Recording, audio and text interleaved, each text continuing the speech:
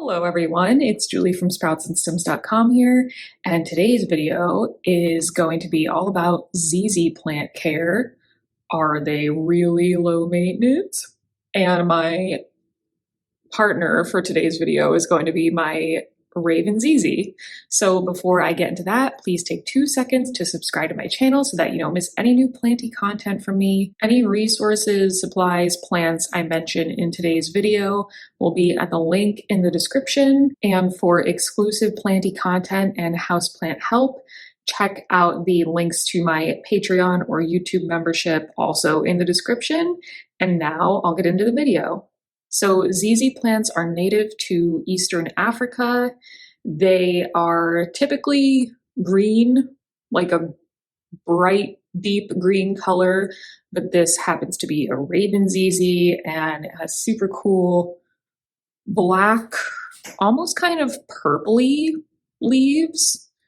Really, really cool. I know ZZ plants are kind of not controversial, but I think people are pretty divided as to whether or not they're attractive plants. But if you don't find just the regular ZZ that attractive, maybe try the cool Raven ZZ plant. You pretty much can't go wrong with any ZZ plant, any kind of ZZ plant.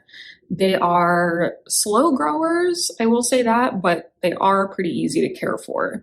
So I think what is top of mind for most people when they think of ZZ plants is light, because they're on everyone's list of low light plants, including mine. If you haven't seen my video from last week, watch it after this one. They are famous for being able to tolerate low light extremely well.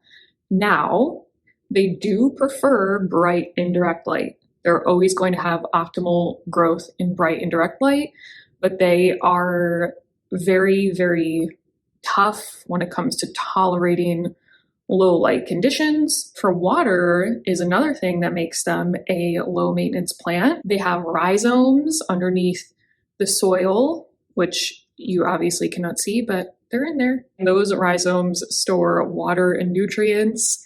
So they only need to be watered when they pretty much dry out, and they can tolerate long periods of time without water. So if you forget to water them even past the point of when the soil has dried out, they'll still be okay for a little while because they have water stored. When you do water your ZZ, you want to be sure to drench the root ball completely. Humidity isn't really a big requirement for them. They tend to like average humidity. They'll also be okay in a drier environment or a very humid environment.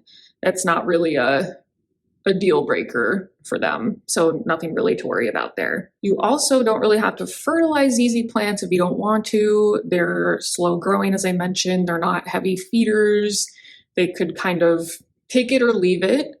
But if you do want to fertilize your ZZ just to give it a little extra boost, you can do that once a month in the spring and summer, which is the growing season, and just use a regular houseplant fertilizer is fine for them. I mentioned slow growing a few times now, and you might initially think that's a negative thing, but it really is what contributes to a low maintenance plant, because in addition to not needing much fertilizer, they also won't need to be repotted that often because they're not going to quickly grow out of their pot. So you pretty much only want to repot when it becomes root bound, which may be a while. So you don't necessarily need to go off like once a year. You don't have to go off timeline, just go off if they are root bound. And you can check that by seeing if roots are coming out of the drainage holes, or if you're having to water a lot more frequently. That means the pot is filled up with mostly roots and no soil to hold on to that moisture for any period of time. And then of course you can also just gently slip the plant out of its pot and check to see if it's all like one big mass of roots. But in general, if your plant is growing just fine, then there's really no need to repot it. And when you do repot, you can just use a well-draining potting mix and use a pot that has a drainage hole and only go 1, maybe 2 sizes up. You don't want to overpot your plant because all that excess soil holds onto moisture and will lead to overwatering because all that moisture in a big pot for a small plant, it's too much to handle. So back to the first question, are ZZ plants really low maintenance? Yes. The definition of low maintenance, I Googled it, is requiring little work to keep in good condition. And I think this video has demonstrated that that is definitely the case with ZZ plants. They require minimal care to grow. They're not finicky at all. They're pretty tough if you forget about them for a little while.